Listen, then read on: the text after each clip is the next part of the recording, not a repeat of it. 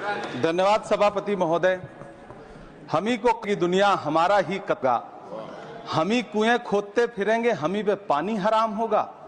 सभापति महोदय, सन 1947 में दिल्ली की जामा मस्जिद की तारीखी सीढ़ियों पर खड़े होकर के भारत रत्न मौलाना अबुल कलाम आजाद साहब ने कहा था कि मुसलमानों कहां जा रहे हो, ये है तुम्हारा मुल्क की कब्रें हैं। उस वक्त मौलाना आजाद की ये सदाएं सुन करके लोगों ने अपने सरों की गठरियां उतार करके रख दी थीं।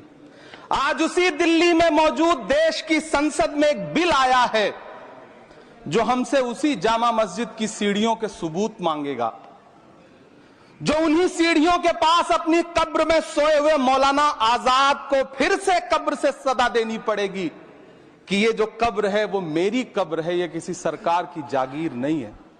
सभापति महोदय, मैं जहां खड़ा हूं इसी संसद भवन के सामने सड़क के उस पार अपनी कब्र में सोए हुए भारत के पूर्व राष्ट्रपति फखरुद्दीन अली अहमद की कब्र है।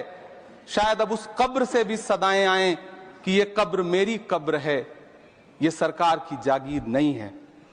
सभापति महोदय, मैं वक्फ कानूनों में किए जा रहे संविधान विरोधी बदलावों के खिलाफ बोलने के लिए खड़ा हुआ हूं। संविधान का आर्टिकल 14 हो, 29 हो, 30 हो, चीख चीख कर कहता है कि देश में सब बराबर के हकदार हैं। आर्टिकल 26 कहता है कि सबको अपने अपने मजहबी कामों के लिए मंदिर, मस्जिद, गिरजाघर, गुरु का निर्माण करने का हक है और उसका रखरखाव का भी हक है। लेकिन डॉक्टर बाबा साहब अंबेडकर के संविधान को हर दिन कुचलने वाली ये सरकार देश के मुसलमानों से नफरत में इतनी अंधी हो गई है कि खुलेआम देश की संसद में देश सरकार के माइनॉरिटी मिनिस्टर साहब और होम मिनिस्टर साहब झूठ बोलते हैं और देश को गुमराह करते हैं, झूठ शब्द असत्य बोलते हैं। सरकार ने इस बिल का नाम उम्मीद